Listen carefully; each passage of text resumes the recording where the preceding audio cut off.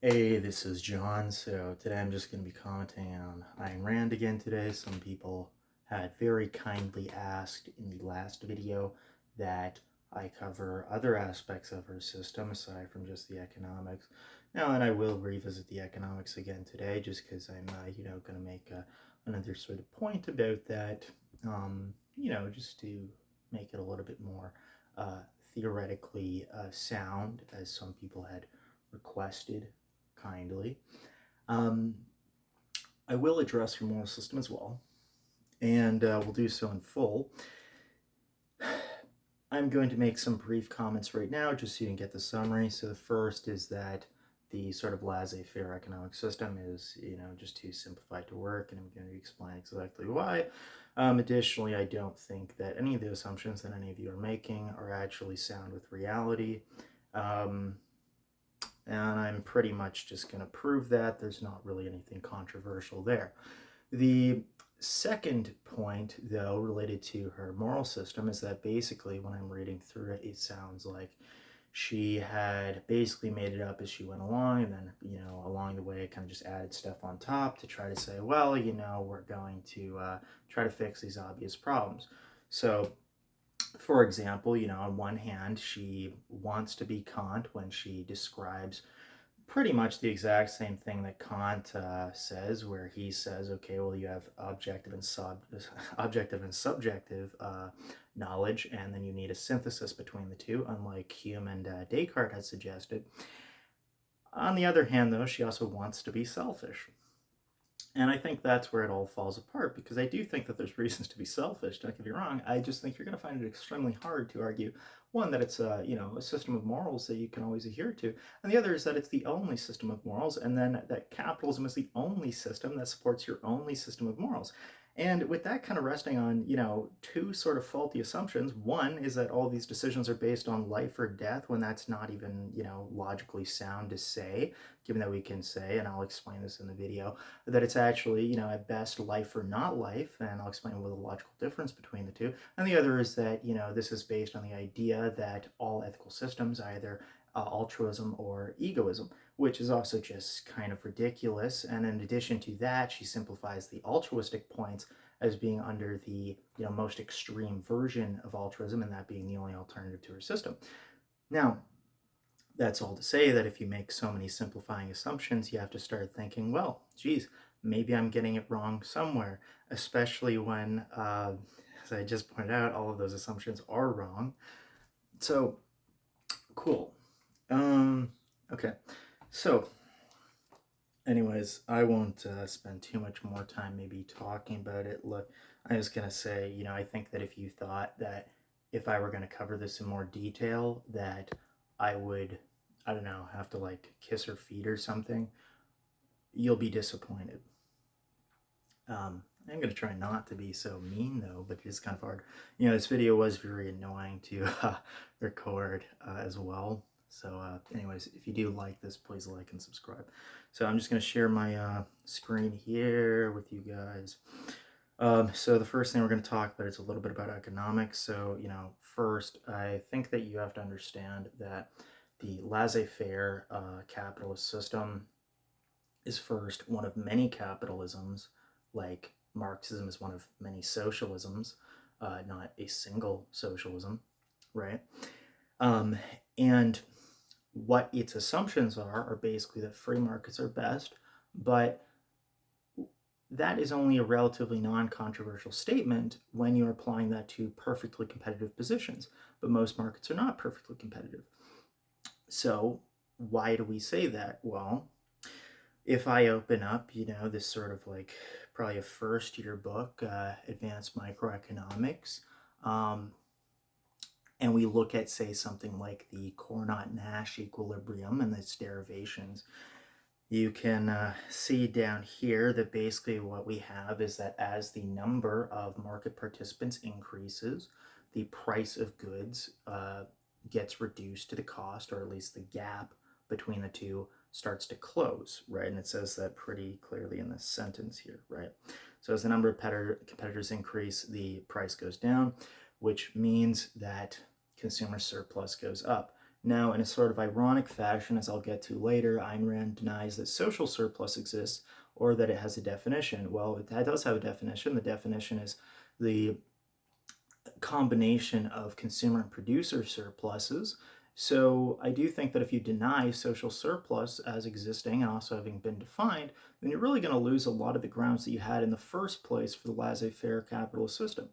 And again, I'm going to point this out. She literally writes it in her fictional nonfiction. Now, so in any case, the idea is that under perfect competition, the increasing number of competitors in a free market will reduce the price. Now, one of the problems of this is that most markets are imperfectly competitive, which means that as other, just to give you one example of where this assumption would kind of break down in terms of consumer surplus, is suppose that there's a new emerging market. Well, what often happens is if you take competition theory and interpret it through that, then you will find that the first entrant often takes the majority of the market share. And then what the competition theory is also going to tell you is that as other people start to enter the market, it's not like, all these little businesses are just going to start tearing down a multinational conglomerate. So, and there's a lot of reasons for that. I'll address one of them as well here. One of them is, social dynamic considerations, which, Ayn Rand also sort of confusingly talks about, I guess, in that people often express this kind of inertia with the first products that they settle for, right? So this does two things with respect to consumer surplus. The first is that the products that get delivered to the market tend to be worse, and also the prices can tend to be higher without losing profitability. As everyone knows, the firms will tend to increase prices or increase supply, one of the two, until they sort of reach where they're decrease price or increase product, whatever, they tend towards the marginal cost. Okay. So then you might be saying, okay, well, stuff like, somebody had pointed out the market is not a zero-sum game. And they're right, it's a market-sum game. Now, I had pointed out that you can read about that discussion in Romer's Advanced Macroeconomics. But I'm going to open up this book instead because you can have the same discussion about the market sum games. And, sort of in an ironic way, you can see up here that there is a suggestion that maybe some of us use these framing shortcuts to get from one place to the other by simplifying things, right? And sometimes that can be good. We can synthesize a lot of knowledge very efficiently sometimes and make quick decisions by doing so, but we also have a number of background assumptions that we embed, and that can reduce the accuracy of our statements. Now, below here, you can see that it states quite literally that, the market is a market sum game, or the financial markets are, which means that if people gain above market returns, then people who are not gaining above market returns are losing, right? There are winners and losers in the market. So it doesn't have to be zero sum for there to be winners and losers. Now, the other sort of assertion with that is that, just to kind of complicate the matter a little bit for you, is that the market is not a single market. It is a, collection of markets operating in a, system. There's also differences between the intranational and international markets that need to be considered. One of the problems with there being, for that, I don't know, this idea that, there's no losers in the market, for example, is that the market returns are benchmarked to each individual market, typically, and that involves, some subjectivity. Yeah, I guess that's what I'll leave it at. There's a lot more losers than you'd think from the theory, even alone. Though that is sort of obvious in practice, as as I keep commenting on, we do see that the Gini coefficient does go up over time. The Gini coefficient measures market concentration and wealth inequality, and as the Gini coefficient increases, that suggests that there's more wealth inequality. In particular, we see that when there are market crashes because obviously the wealthy go in and they buy the assets at lower prices, and then they go up again later when other people enter the market again. Okay, now that's all pretty obvious to say. I will also comment on the fact that even if we thought that these models were the most robust thing in the world, they're also not. Now, in the words of, Jesse Waters, economics is math and math never lies. But sometimes math is based on, for example, in this case, axioms. And, this was just from an email that somebody sent to somebody, I guess, about a summary of this book's kind of main arguments in one of the chapters, at least, to illustrate how to create a model. Okay. So what is this? Well, this is a modeling of cognitive resources, and as you can see from the integral here, the suggestion is that the cognitive fatigue and the cognitive resources available are, in some sense, a cumulative function. And this is to say, okay, well, how do we, the point of this, in a very simple manner is how do we account for cognitive fatigue at a firm level for efficiency? Point being, one, our assumptions are going to affect the ability for this model to be accurate. Two, a lot of models are not going to incorporate things like social factors and cognitive factors, and those are actually going to be reasonably difficult to model. And for example, this is just one subtopic of behavioral economics, which is, this is a subtopic of bounded rationality, which is a subtopic of behavioral economics. As some of you were aware, there's not a lot of research on that. Okay, and it's still developing. So are these models so accurate? Well, certainly in these cases, no, but also in the models that exclude them also no, because these are additional factors to consider. Now, if you thought, for example, that, okay, well, what about these statistical considerations when you come up with time series models in industry or in research?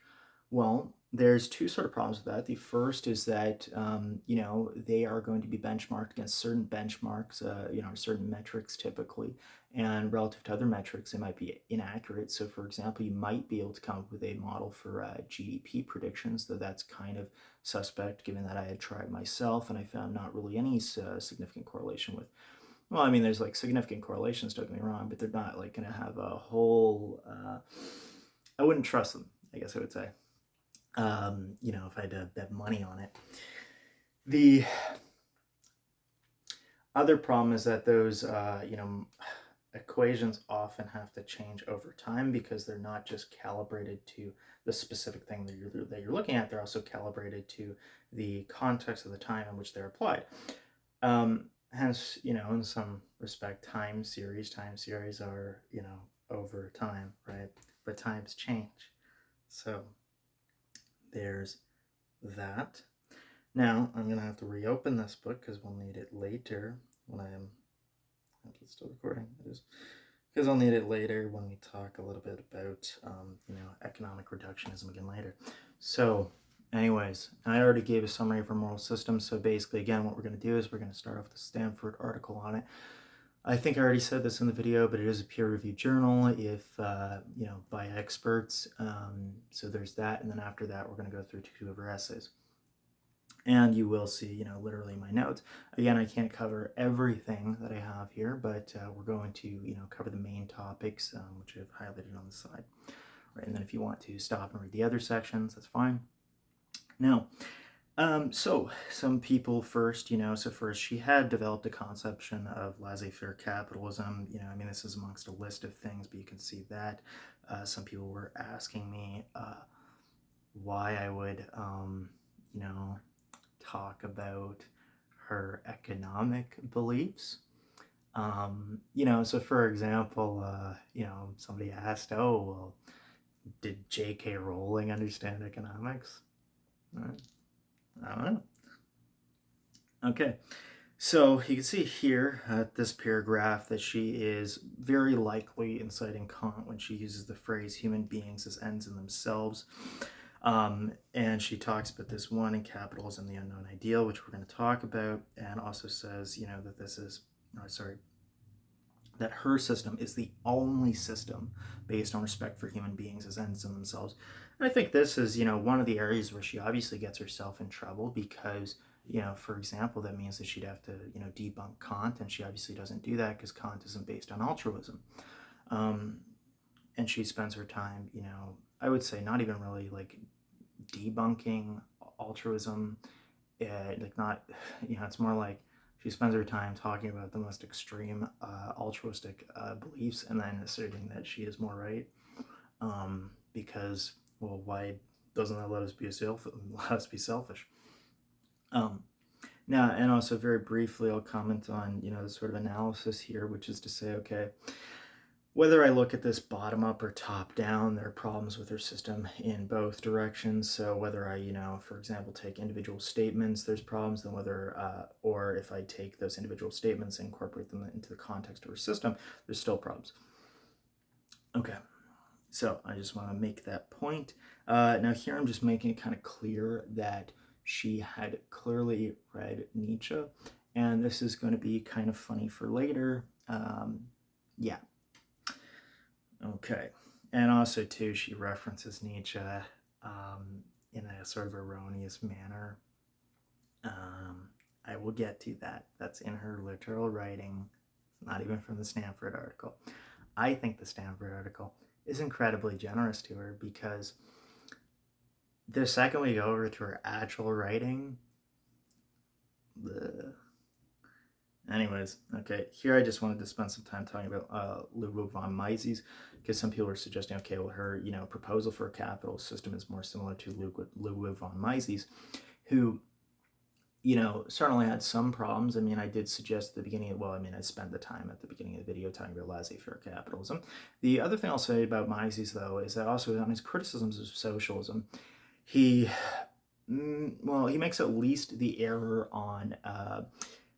on his economic calculations on two fronts. First is not understanding that there are economic considerations in socialism, and I would also say that he was sort of reductionist in talking about socialism as not socialisms.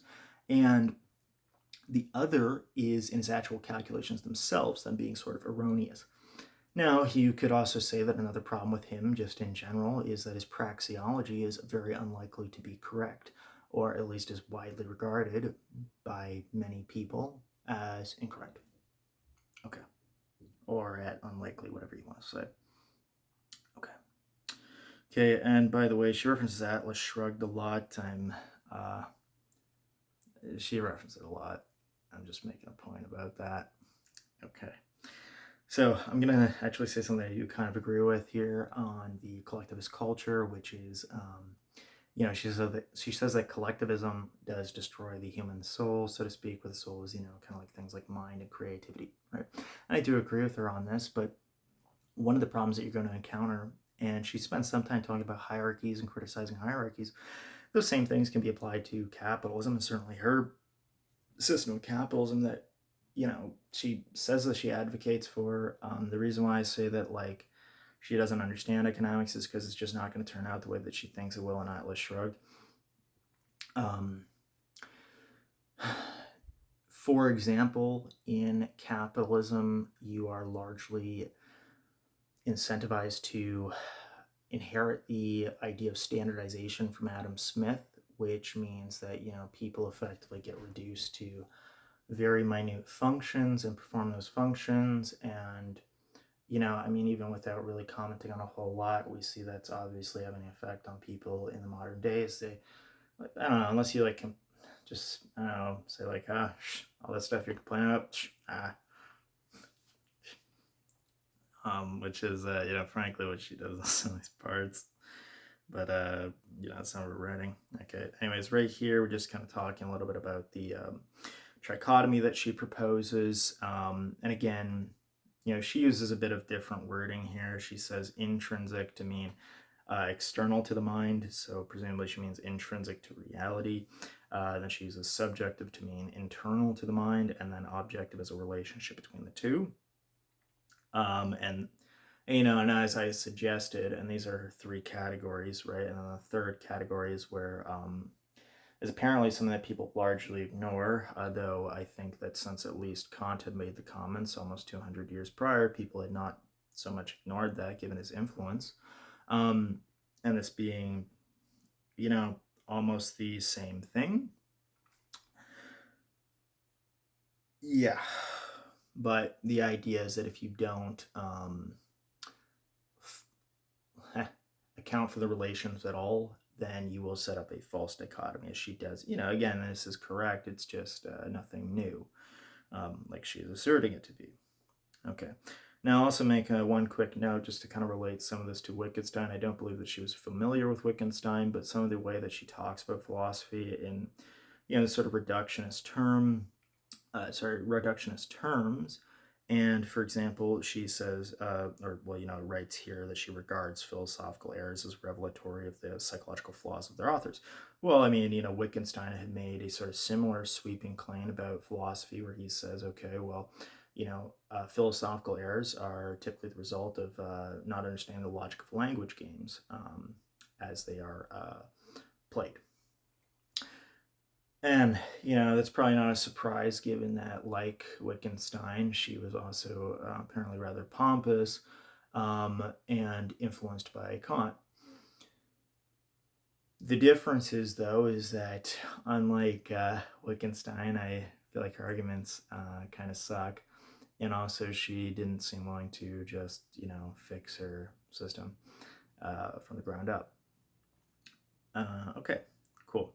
So there's that, and I guess too, there is some argument to be said about, yes, Wittgenstein was, this is a little bit off topic, yes, Wittgenstein was endorsed by Bertrand Russell, but he was also, there's some controversy as to how significant he was historically. Some people say that he was very influential in the Vienna School. Some people say that, well, not really. I don't have any more comment on that. Maybe that also suggests, something about Rand's self-important attitude. Okay. And then here's, I'm just saying that in this little side note, it's basically just more of the same. Okay, now here's where she actually does make another sort of, obvious logical issue that I'm going to explain. So, okay, need to ask why we need a code of values. I should actually change the color of this. Okay, why we need a code of values at all, and that no philosopher before her had provided a scientific answer to this question. Okay. It describes value or good in classical fashion as the object of pursuit. And the idea is basically that if you have goals and you have some kind of thing that you are pursuing, or, it implies, goals imply pursuit, which implies, as she says here, because she says, metaphysically, life is the only phenomena that is an end in itself. Right there. And the basic alternative facing any living entity is life or death. So what she's trying to say here, apparently, is that all of the decisions that you make with respect to morality, presumably, or tending towards the good, are a matter of life or death, which, one, is questionable, but also, two, it's just logically faulty because, as you can kind of note up here, it would be, at least it's not going to be conclusive in any manner, right? And so if you don't agree with that premise, even if you agree with the premise, you wouldn't really get very far, because it would be more accurate to say something like, well, the decisions of life or not life. And how do we know that? Well, for example, if we took a analogy and we said, okay, suppose you're making a decision to get transportation, then if I said something like, well, if you don't choose to take a train, then you are going to walk. Well, are you choosing to walk? Well, that might be correct in some cases, but in the vast majority of cases, that's probably going to be kind of absurd. So really, to be exhaustive, which is what you want to be, and Rand should probably know that because apparently she studied logic somewhere, maybe at the School of Hogwarts.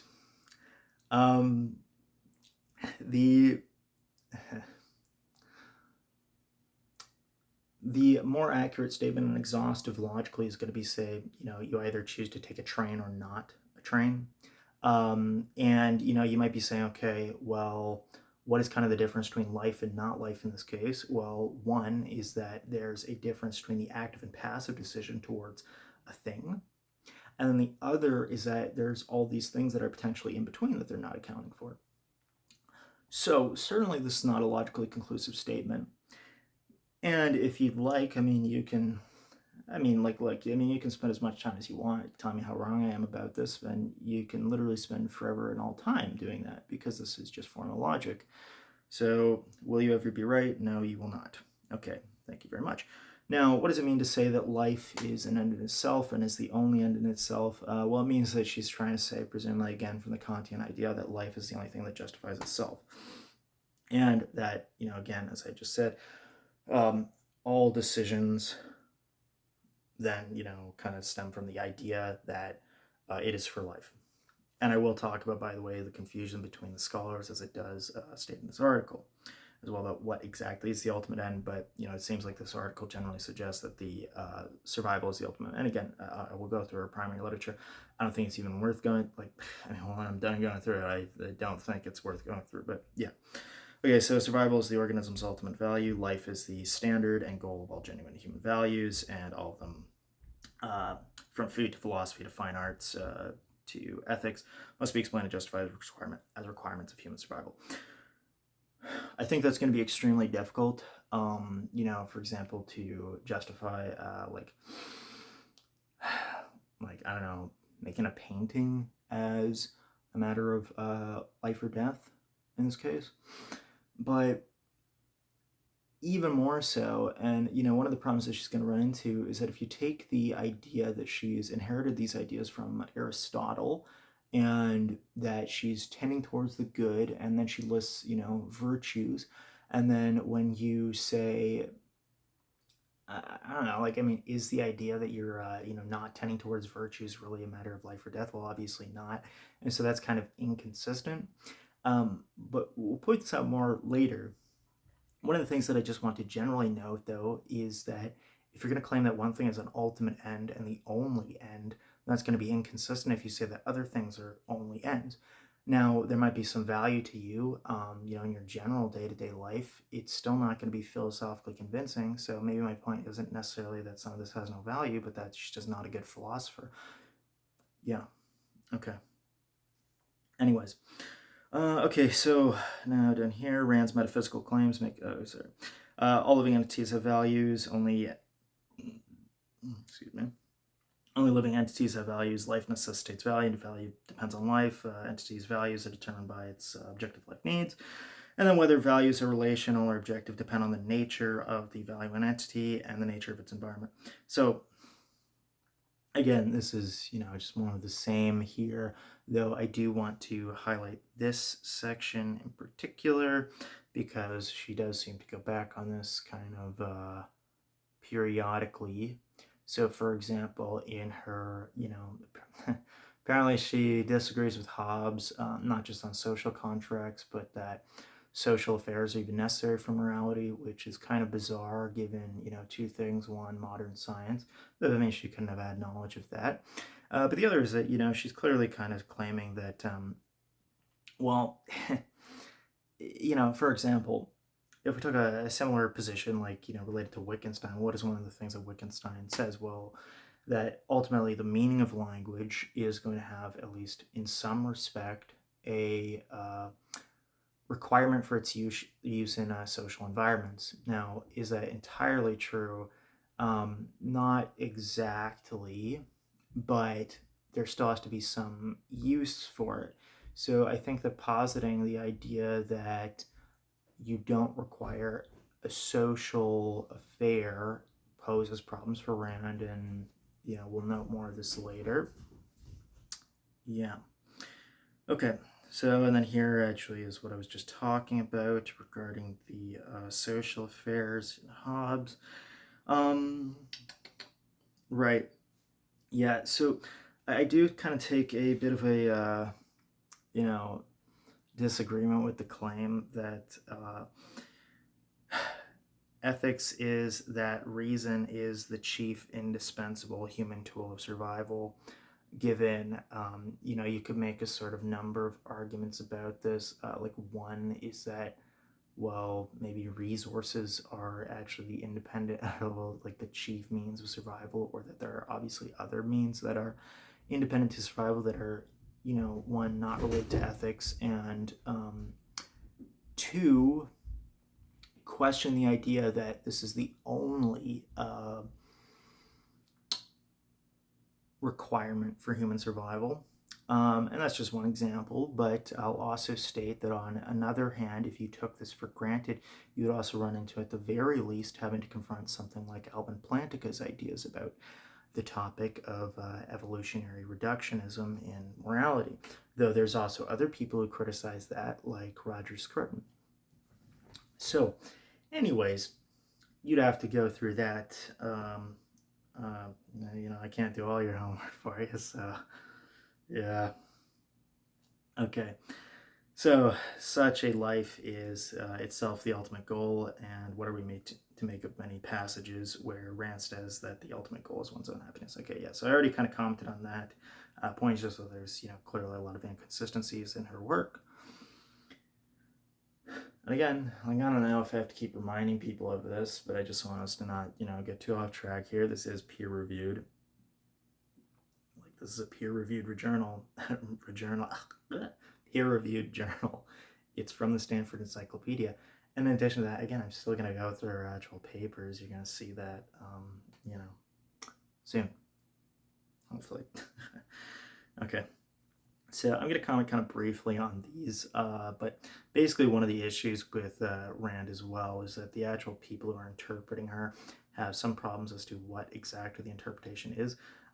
Pretty much from my thinking after going through all of this, the three major things are just incompatible. One of the most basic reasons for that. So in other words, you can't kind of take them all in their totality. I mean, the most basic reason for that, though, is that they're all claiming to be the ultimate value. So, how can that be? Could they be a ultimate value amongst all other ultimate values? Perhaps, but certainly not in the way that she describes. In addition, it would be kind of questionable to call them ultimate values. Now, again, I mean, maybe this is just a result of, Rand not really understanding philosophy that well, but, yeah, okay. So anyways, let's start off the first one. Survival is the source and final goal of all the actions of an entity, that to which, gives point to all of its other values, right? Now, I'm also going to say that, in addition, if you take this view, one of the things that she suggests is that the reason why altruism is considered an evil, or at least immoral, is that whenever you make a decision against your life, say, or you do not choose life, and this is another kind of problem with the idea that, these decisions are life or death, is it's not like every time you don't choose life, you're choosing death. I just pointed that out. I mean, it's a false dichotomy, right? But if you don't choose life, she says, then you are acting immorally. Okay, so let's kind of point out, I'm just going to, go over two of the issues here that I have highlighted, though you can see that there are not three. I'm going to pick three, but you can see that there are 9 total, right? So, okay, so let's kind of go over number 4. Gross injustice poses a far greater threat to the lives of their subordinates than to their own. Morality enhances, and this is, from one of her books, by the way. Morality enhances the individual chances of survival under normal circumstances, but it's not necessary for survival. Sure. And in some circumstances, acting morally decreases the individual's chances of survival. Yeah, so that's, pretty obvious, right? Now, does it mean so in her system? Well, no. Though, does it mean that those people are acting morally in her system? Well, no, if you think of it in this term, though the point is to say that when she is commenting on the morality of her characters, they behave contrary to this as the, ultimate value. Okay, so then 6, many of Rand's heroes risk their lives for the sake of values that make their lives worth living. Okay, so yeah, that's obviously also kind of the same thing. And then Rand often says that, the final end is survival proper to a human being, or that the final end is happiness, and neither can be reduced to survival simpliciter. Okay, again, that's also self-explanatory. You can't have, two ultimate ends. Okay, we're going to skip survival qua man, which is just man as human being, though this is another thing that you can look at. That's another major interpretation. It's basically talking about, well, what if we tend towards the virtuous life? Though the reason why I'm going to skip that is that it's kind of like an in-between between these two, and it is probably a little weaker, to be honest. So then, happiness is the ultimate value, which seems to be the most robust interpretation of the ultimate values. Though still has obvious problems. And most of these don't necessarily come out directly in the critiques that she that are proposed here, but sometimes in the actual work that we read from her, or at least the work that I read of her. Again, I haven't read all of her work, and I don't claim to, and I don't really want to. So, anyways, happiness is the existentially and psychologically successful state of life, an emotion that meets normative standards, and it's a state of non-contradictory joy. And basically that you need to seek rational values and rational actions, right? That's the only way that you seek joy. So that's her state of non-contradictory joy that she defines, and she uses that to, say, okay, well, happiness is the ultimate value. Okay. And then this is obviously an Aristotelian view. Yeah. Now, one of the sort of, pretty quick problems to list off with this in modern times is related to science. So, for example, she says here that our emotions are only as good as our reason, and this is arguably a Stoic, certainly an ancient Greek perspective. This is going to be really indefensible today, though. And it, in particular, so for example, one of the problems comes out when you say it's programmed by reason. Well, there's two problems with that. One is that modern neuroscience is going to tell you that this is obviously not true. And the second is that if you take an observation like emotions often override reasoning, then you'd also find this sort of a little, I don't know about that. Now, in particular, though, and again, obviously Rand couldn't have a perspective on neuroscience at the time, though she was often talking to whoever that other psychoanalyst was. I think Nathaniel Brandon was his name. Whoops. The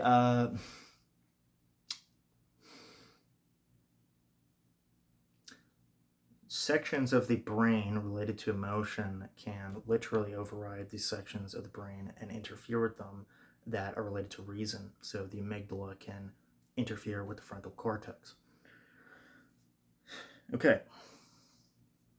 So obviously today that's not true. Now the other problem with this generally is that the definition that she gives is arguably and probably anyways unrealistic and too stringent. Is this really how people think of happiness, or even engage with like normal values in their everyday life? Not really, right? Okay. So the chief objectivist claims, and this is moving on a little bit to this section.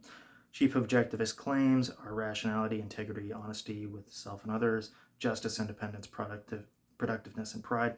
I will just kind of comment on, the instance of productivity, though we'll also show this later, that this is sort of like a bizarre way to incorporate it. I just don't think that the argument for including productiveness as a virtue is that convincing, especially with, when you kind of consider this as a unified theory of virtues, which means, for example, that productiveness is supposed to be equivalent in virtue to, say, justice.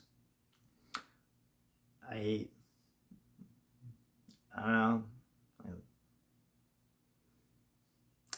Anyways. Okay, so the virtues are thus united or reciprocal. Yes, those I was talking about earlier. Now, there's also kind of a, I don't think that the definitions of virtues that she gives here as, requiring recognition and responsiveness are very convincing, in that the definitions that they give don't really seem to be related to, everyday use of language, which is important, by the way, because, as I've stated in the past, you can't just redefine words. Otherwise, what are you actually even arguing for, to be honest? Like, you're just being deliberately confusing, because, words have common definitions, right? Now, but it's also not really accurate to say some of these things. So, for example, honesty is the recognition that you cannot fake existence, right? Okay, and we'll take another one because I think that this one is kind of easier. I mean, yeah, like happiness, the definition that she gives of happiness is kind of questionable, I think, but justice is the recognition of the fact that you cannot affect the character of men, as you cannot affect the character of nature, that every man must be judged for what he is and treated accordingly. I don't think that this is a comprehensive definition for justice, so yeah. Okay. But, again, you can probably disagree with me on there. I'm just saying that I'm not convinced by it. Yeah. Okay, now this section all here is basically related to benevolence and ranking benevolence as absent. There's a few sort of problems with that. One is that she says that it's never morally appropriate to make a sacrifice based on the survival definition. This obviously isn't, consistent with her actual, fictional writings on the topic. She does permit some, exceptions to that over time. And, so for example, if you read this, she says, okay, it doesn't mean that helping a stranger is always morally optional, regardless of the circumstances. Makes even more concessions to common sense morality. And then, this section here, etc., right? By acting charitably, people actualize a sense of kinship without sacrificing their well-being. Okay. Now, obviously reducing this to egoistic motivations is going to pose a problem, but I'll focus on another issue with this right here, which is that when we ask the question of, why should we not harm others, right? The idea that Rand proposes is that because it harms us, it, is contrary to our sense of reality as described by tending towards the good or the virtues in this case. So when, we read this, why will it harm us? But why will it harm us? Because we have unjustly and irrationally hurt another out of spite, and injustice and irrationally are bad for us, but our action wouldn't be just and irrational if it didn't hurt them. So, and she gives, for example, actually, I don't know if this is a woman writing this article, but the article says, if in fact stepping on the toes of somebody with gout cured their gout, and we did it for that reason, clearly then the wrongness of our action and motivation depends in the first instance on what we know it will do to our victims. Okay. So the point being that the action is taking precedence to the intentions. In this example, though it's a questionable example, the principle is, more or less correct, which means that we're not going to start off with virtue, of course, right? Okay. Now, is there anything else actually to read from this? It's right and important to consider the effect on our... Right, yeah, so basically, yeah, I mean, like I said, there's no good argument for the view that we ought to be just to others, or primarily because it is good for us, right? Primarily. That's not the first thing that is considered as important by the action, right? Okay. So that's one other problem for it. Now maybe I should skip this a little bit. This video is going to be pretty long. I haven't even gone into her essays yet.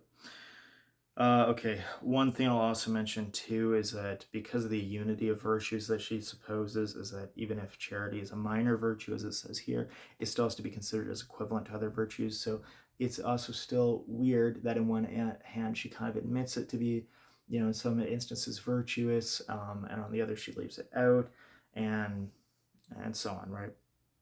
So anyways, And then also, the way that she depicts her characters as exhibiting morality, they also reference the villains as lacking those qualities. Okay, blah, blah, blah. We're going to skip all that. Though, again, you can say I have notes on here. I could certainly comment on that stuff.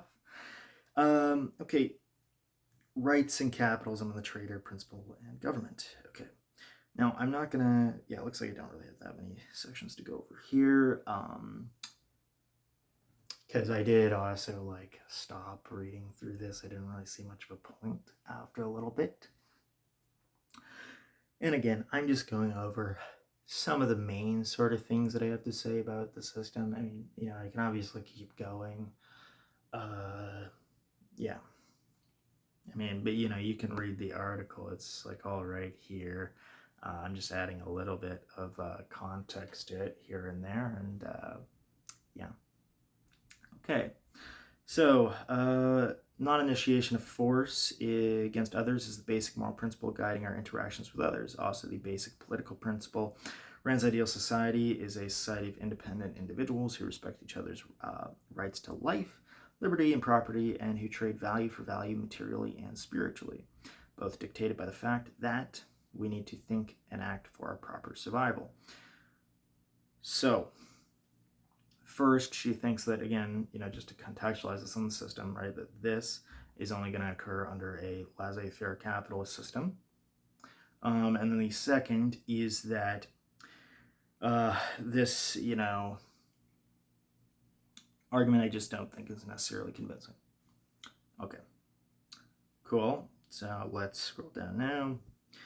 Another criticism of Rand's theory of rights is that it's incompatible with her ethical egoism. That's kind of obvious.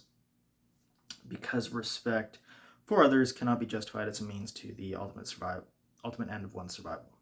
And so, for example, one's survival can require one to violate another's rights to life or property.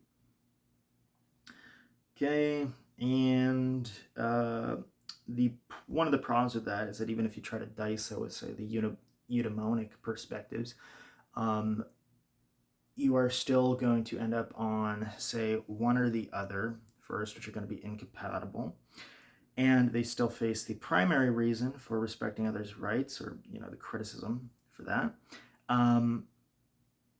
that it's not one's eudaimonia, but the fact that the others are ends in themselves, and we already established that above as sort of an obvious criticism, right? I say obvious a lot. Probably shouldn't. I don't know. Probably should take what a textbook says. Obviously, it's not all obvious. Sorry. Okay. Okay, I'm probably just gonna skip that. I'll read this because, this is kind of my closing remarks on the issue. I said kind of just sounds like she's just making up as she goes and trying to put a bandage over a leaking hole. Everything said so far shows that Rand believes that individuals have rights even in a state of nature or society without a government. Yet in later years, Rand suggests that rights only exist in a society with some kind of authority and a formulated morality. Not clear what Rand means by formulated morality. But aren't there many societies that don't have a formulated morality yet recognize at least individual rights? Rand takes back her controversial statement by reiterating her earlier view. So, I don't know. You tell me what that is. Just sounds like she's making it up as she goes. Well, as she went. She's dead now. Okay. Anyways. Okay. Next thing. Let's go over to her essays.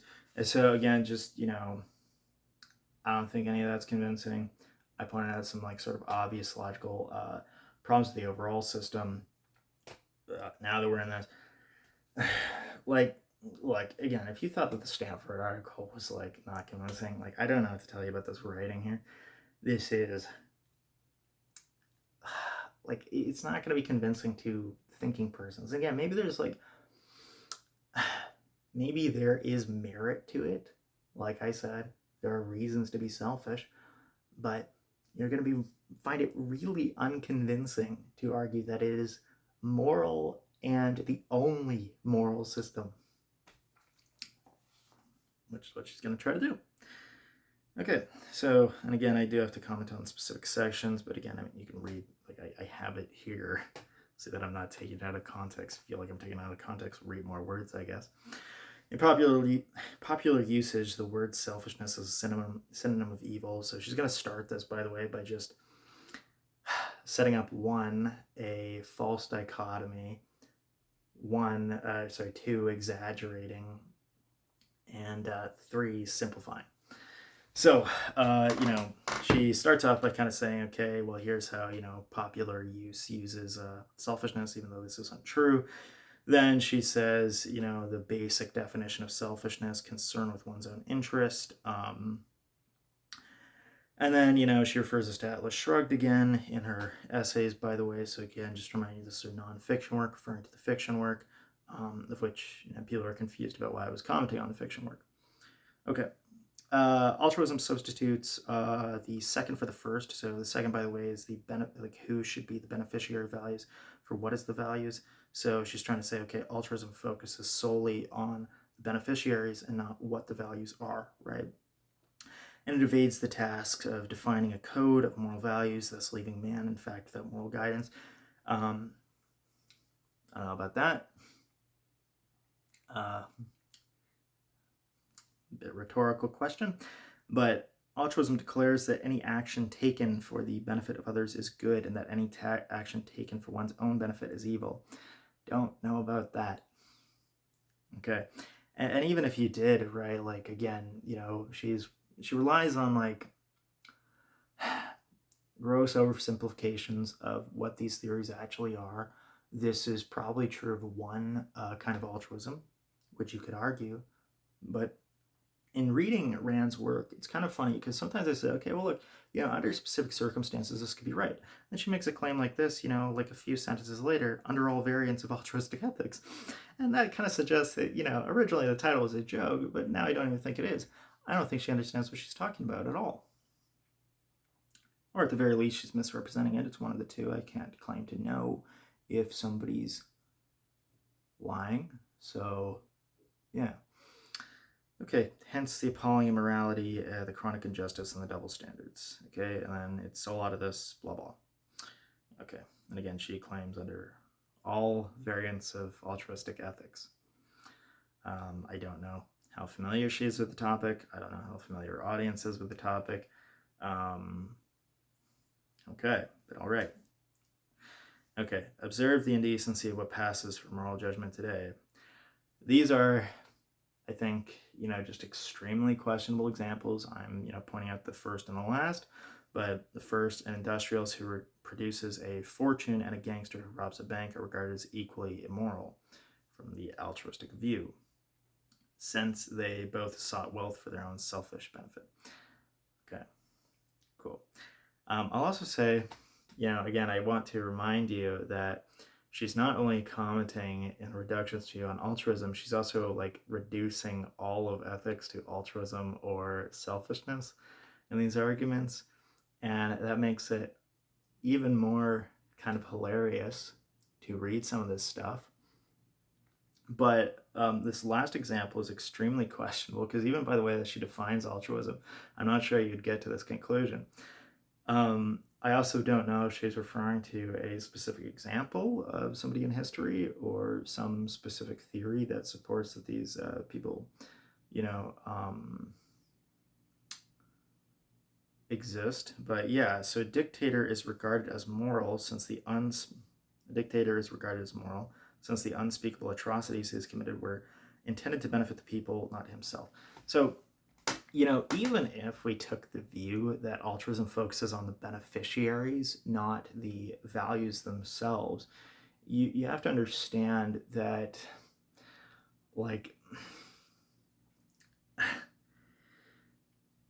yeah, I don't know what else to, I'm just going to leave that at that. I don't think this needs to be explained anymore. Okay, observe what this beneficiary criterion of morality does to a man's life. Learns is that morality is his enemy. Okay, blah, blah. This is basically just saying, okay, well, look, if you have to make sacrifices for morality, that's kind of upsetting. I do think that a lot of people would probably say that's sort of a shallow way of viewing morals and ethics. I I do think that there's, again, reasons to act selfishly. I just don't really think that you'll find it easy to argue that they are moral. Okay. Yeah, and then she says also too that, apart from such times as he manages to perform, basically if you're not self-sacrificing, then you're acting immorally. And again, this is just based on like her, reductionist view. Okay, since he has to support his own life by his own effort, the doctrine that concern with one's own interests is evil. It means that man's desire to live is evil. Again, I don't really think that's what it implies, but maybe if you reduce it in the way that she does. Here she's talking about, what altruism permits and doesn't permit. One of the things that she says is that it permits no concept of justice. See my notes here. The reasons why man needs a moral code will tell you that the purpose of morality is to define man's proper values and interests. So I do agree with this, but again, this is something that Kant did, that concern with his own interests is the essence of moral existence, that man must be the beneficiary of his own moral actions. Okay, again, I just think that, what she presents later, at least, is very unconvincing for this. So yeah, and also just, the way that it was presented in the Stanford article, obviously. Okay. Here is a very sort of ironic thing that she writes about, basically just misinterpreting Nietzschean morality as being like unbounded selfishness, which, I don't know, maybe with her, focus on die Wille zur Macht too much, or the will to power, maybe she'd get there. But aside from that, this isn't really what Nietzsche was arguing. So it is sort of bizarre. On one hand, her claim is that she is a counter to Nietzschean selfishness, that she's misinterpreted, though she's obviously read, that, and by the way, one of the problems with, interpreting it as like, through the will to power is that it's widely known that most people consider this to be a sort of bastardization of his work by his sister, I believe, after he had passed. Anyways, and again, that's widely known. But the other thing is that, she claims, at least in some places, that she's the only person to have proposed a selfish philosophy, even though she says literally right here that, and again, although her interpretation of Nietzsche is wrong, that Nietzsche was clearly interested in selfishness. So, it's hard to say this without sounding satirical, because it kind of satirizes itself. Okay. One's own independent judgment is the means by which one must choose one's actions, and is not a moral criterion nor a moral validation. Okay, so this is somewhat standard, though I do want to make a comment on this, that this may or may not imply that like social context is not needed for morality, which she does go very much against later in like literally the essay that we show. And again, these are not cherry-picked. Okay. Now in the last section to the introduction, she says this collection is not a systematic discussion of ethics. Now, that statement is only sort of ironic in that this essay here, that I picked again randomly, is clearly a systematic discussion of ethics. Now, this one's going to be pretty short, actually, because I just think there's a lot of rambling that I'm going to skip through.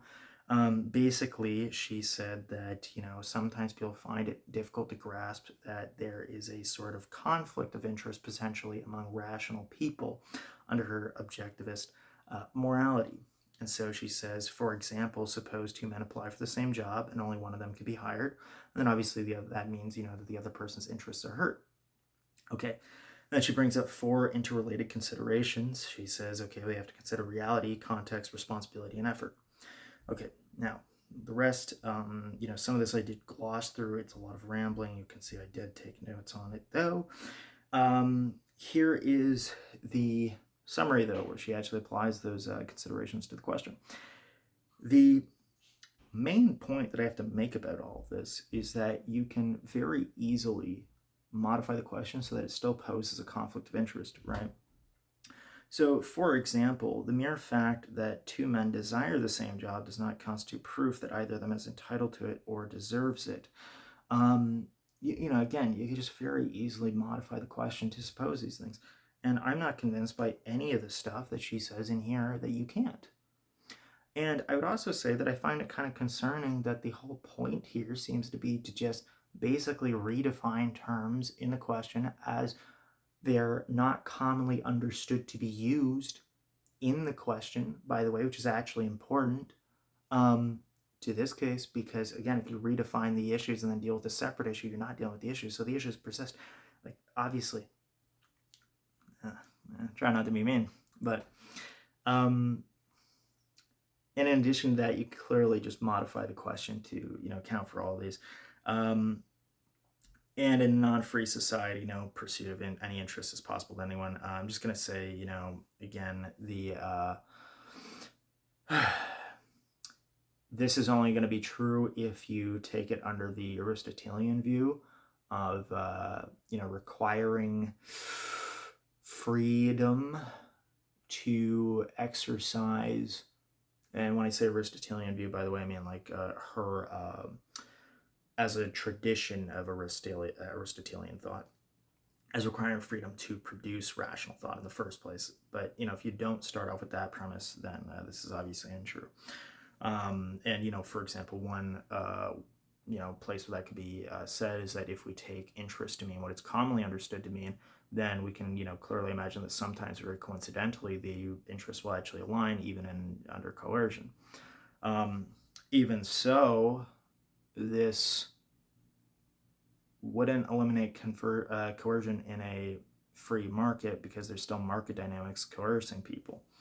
And, and again, I think that the point of this is just to ignore those problems, if you want me to be frank.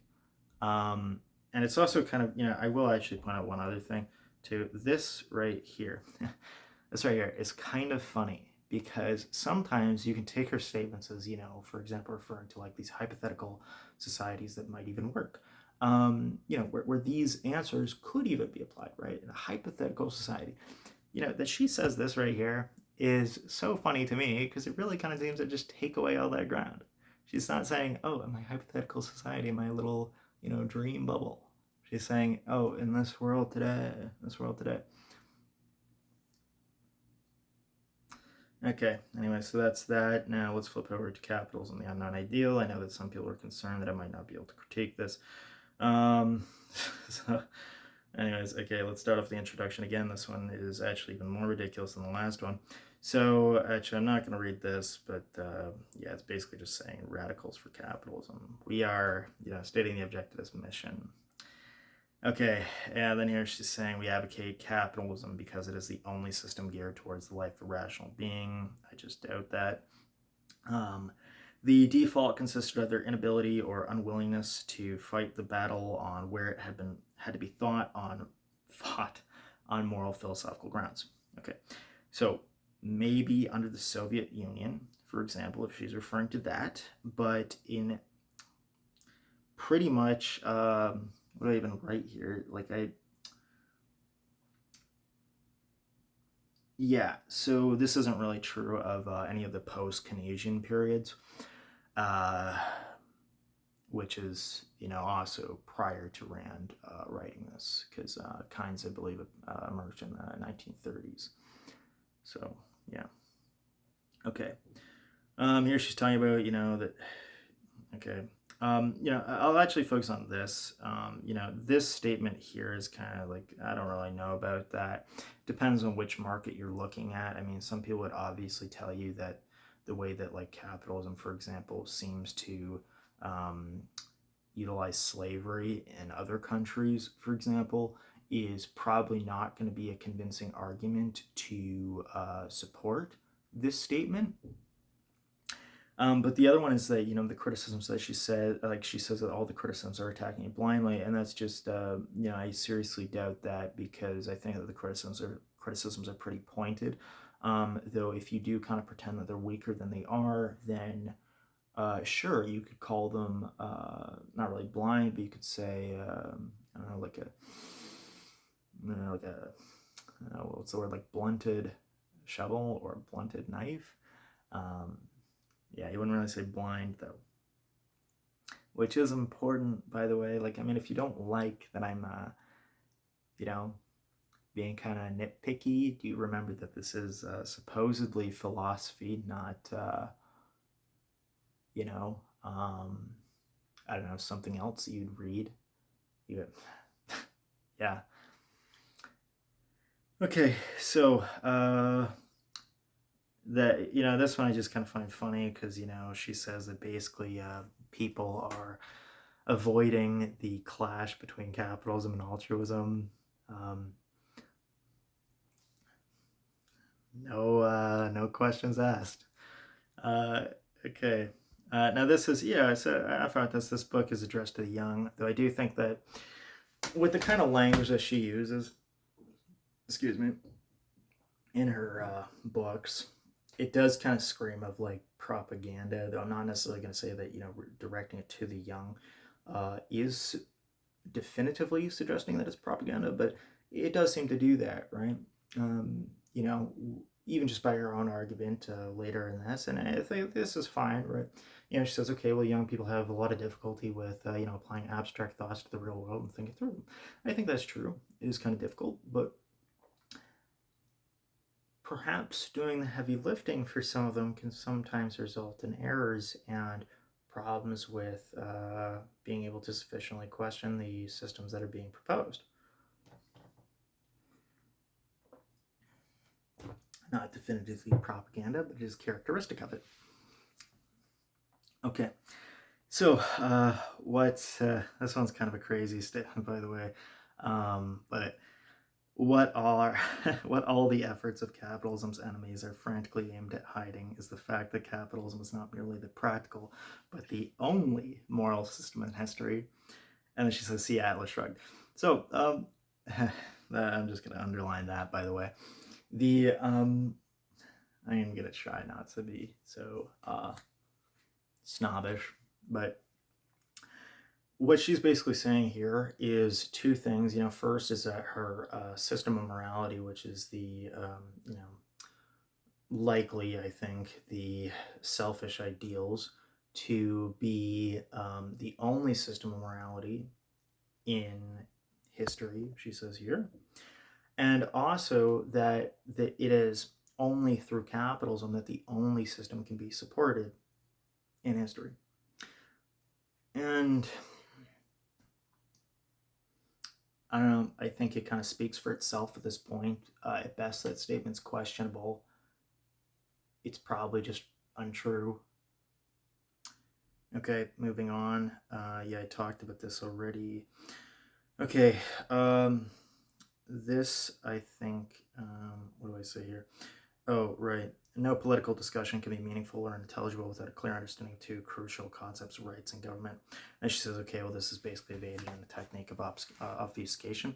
Now, maybe when she was writing this in 1942, though certainly you wouldn't say that today. And it's probably also just totally untrue, even at her time. And I'm going to reference some like historical examples of her just getting things wrong and pretending that, I don't know, like her sense of self-importance seems to exceed her sense of rational argumentation in basically everything that she writes that I have read. So, I mean, again, and also, that I showed in those clips, like her be like, oh yeah, I don't have to answer the question, and your fans too.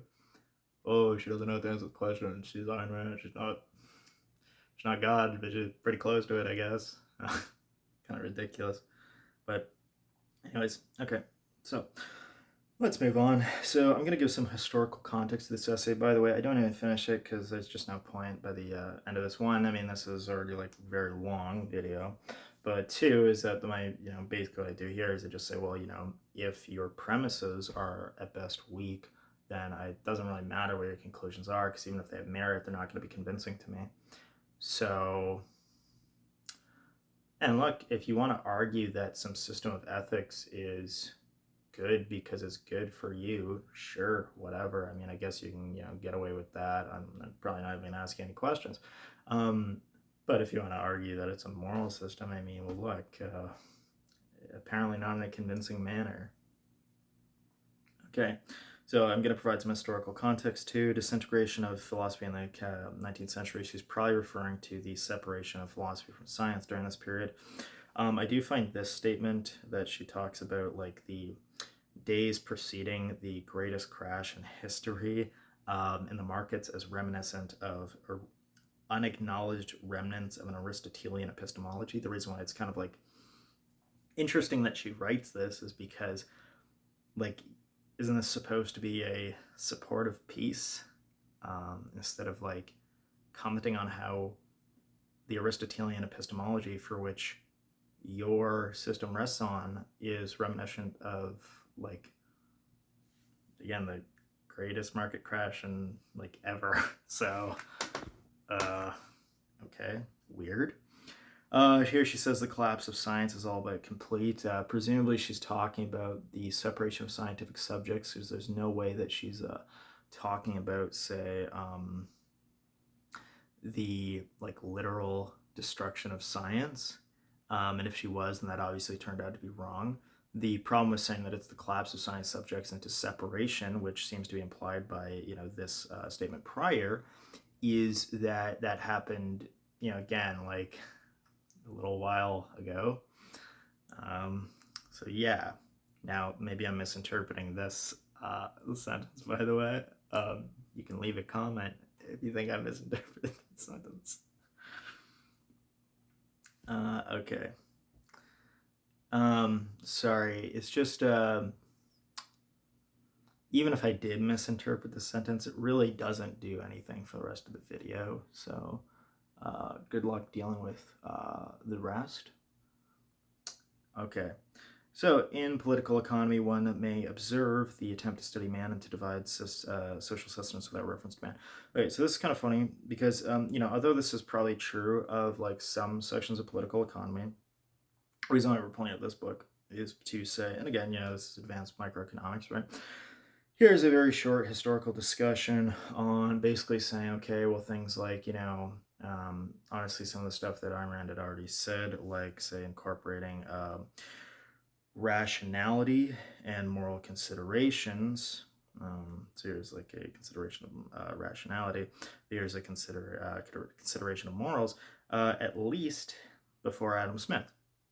Now, Adam Smith was a little older than Ayn Rand, so yeah, I just don't really know if she gets to some of these conclusions. I mean, look, they're wrong. It's fine. She's not an economist. She's a philosopher, apparently. So, okay. Political economy came into prominence in the 19th century, and no one rose to check its premises or challenge its basis. So, look, I mean, it may have come into prominence, that has existed for longer than that. As I, like, literally just established, I don't know whether you want to argue with that. Okay, whatever. But then no one rose to check its premise or basis. So this is also kind of untrue. Now, when you say this, though, most of that discussion, and you can read about this in Economics Evolving, which is an economics history book, that most of that discussion has been revolved around the technology and tools and, like, mathematical methods as being somewhat inefficient to capture, certain things in the market rather than epistemologies. So is this entirely true? Is it entirely false? Not necessarily, but is it entirely true? No. Yeah. And also, too, that the discussions largely occurred in another direction, but anyways, you can take that as you will. Political economists, so basically the political economy is the study of management or direction or organization of the community's resources or nation's resources. Okay, blah, blah. So she says, she makes a few kind of, like, problematic statements. One is that the nature of resources were not defined. In the modern time, this is obviously untrue. Probably at the time that Rand is writing this is probably also untrue, which means that you can't really give her that. Okay, And then the goal of political economy was assumed to be the study of how to utilize these resources for the common good. So that's for kind of obvious reasons, including, for example, that that's what political economy does. So if you want to question those assumptions, for example, then you're going to have to come up with a new study, right? Not necessarily,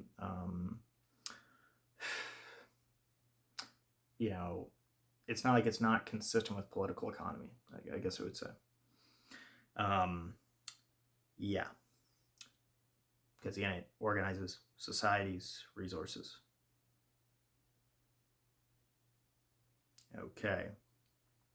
So man was regarded simply as one of the factors of production, so I've already commented on that, but I'll, mention another thing, which is basically to say that, so again, one is that they obviously did incorporate morality, right, in the early days even, but the other is to say, again, like if you're going to critique economics for saying, okay, well, the problem is that you take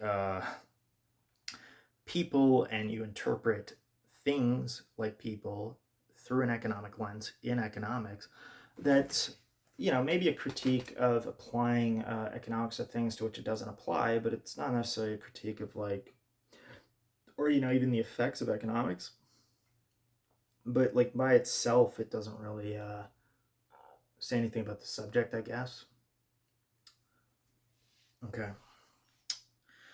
Observe that men, and I don't know, maybe I'm not reading this carefully enough, right? Actually, sorry, I'm supposed to skip this part, but because it proves me wrong, okay. No, it's because I don't have time to go through everything ever. Okay, the concept of man as a free, independent individual is profoundly alien to the culture of Europe. Also not really sure about that. The main thing, I won't read all this, is basically just to say that, she says that these hierarchies exist or existed prior. Apparently they were limited by capitalism, though I would argue, again, hierarchies are probably going to be inherent in most systems. Capitalism is no different. So, yeah, straightforward. Here I'm just going to provide some historical context here. Factories and national resource, she's probably referring to the sort of economic use of factories and referring to things like natural tendencies and market and free market views. Okay, so unfortunately I can't pause the screen recording, so I gotta cut a little bit of that out. But okay, just a few more comments to make. Presumably she's talking about a pre-1800s Europe here. In this section here, she's asking what a social surplus is. So it's not defined. I think that these statements just kind of suggest that she doesn't really know what she's talking about again. And again, I already addressed this earlier in this specific instance, but also too that if you remove this, it really kind of removes a lot of your base for the laissez-faire capitalism. Here it is, a special virtue that enabled capitalism to outstrip all prior economic systems was freedom. To an extent, yeah, but one is that socialism also argues for, or socialisms also argue for social freedoms, and the other is that it's only true of some degrees of to varying degrees across capitalisms. Okay. Yeah. Blah blah blah. Here she's asking whose resources. But these were already defined as societies, certainly in political economics. And, again, you can sort of change the definitions of the words right away from the common meanings, but then you have to kind of establish that you're just talking about something else. Yeah. Okay, here's some more. Some of this is just blah blah. You're saying that nothing can be learned about man by studying society. I just don't think so. Here she's talking about double perspective. Some of these, examples are kind of terrible. I'll highlight one. If they observe a panhandler on a street corner, they identify him as a bum. In political economy, he becomes a sovereign consumer. This actually isn't true. In fact, the constraints imposed upon him by his wealth suggest that he cannot be considered a sovereign consumer because he is not able to consume sufficiently. So this is kind of a silly statement, and it's just wrong, but, look, you can pretend that positions are weaker, go around and, claim yourself king of the castle if you want, but, you should probably actually make sure that your gate's locked before you do. Okay, so anyways, man's essential characteristic is rational faculty. Man's mind is the basic means of survival, his only means of gaining knowledge. Man cannot survive as mere animals do by the guidance of mere precepts. So, can he survive comfortably? Probably not. Can he survive? Also, probably. I don't think this really does a great job of arguing that, for example, animals must exhibit rationality to survive, and I don't think it really kind of distinguishes us on that plane. To say that then, rationality is needed to survive, especially if it's distinct from animals. Here she's, and, by the way, so as I kind of stated earlier, sometimes you come up with hypotheticals that could, suggest, okay, well, maybe there are resolving things to add to that philosophy to make it work. Here she kind of denies that again, but also she's expressing some disagreement with Hegel here. Hegel arguing for a collective mind over society, so just provides some historical context to that. Okay, this is probably not true, or certainly not necessarily true. Okay, sorry about that. Look, the circumstances surrounding the recording have been incredibly annoying and over consuming of time. So I have no doubt that in the next few minutes, as I wrap up, that my extreme annoyance and low tolerance for this kind of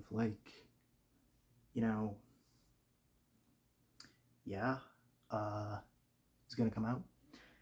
I don't really think there's that much to say anymore. Maybe I'm just going to point out the last thing that I have other things to say, obviously, but this is kind of dragged on long enough. This right here is just kind of based on a faulty logical premise, based on the use of contrapositives is accurate, but swapping out mind for product here doesn't work, obviously. So that's the last comment I'm going to make on that. We'll end this recording here.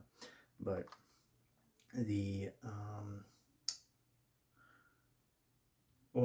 anyways, I'm not really sure what else you're supposed to say about Ayn Rand at that point. I guess if you want to keep arguing for any of those points, you can, though I didn't really find anything of particular substance.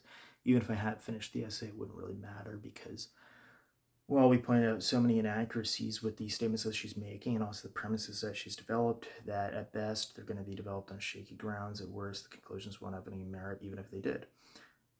So, I don't find it convincing. Good luck convincing somebody else. Okay, bye.